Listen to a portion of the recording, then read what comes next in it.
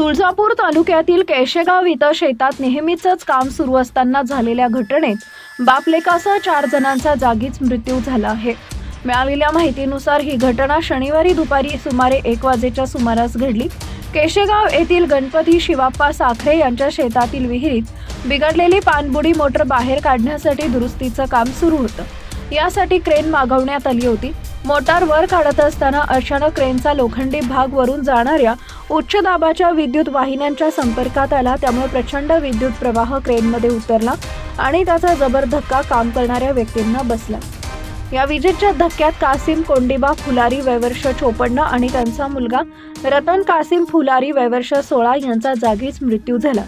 याच घटनेत रामलिंग नागनाथ साखरे वय वर्ष 30 आणि नागनाथ साखरे वय वर्ष 55 यांचाही मृत्यू झाला।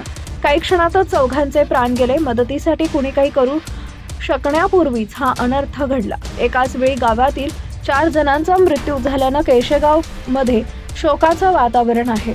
घटनास्थळी नातेवाईकांनी एकच आक्रोश केला।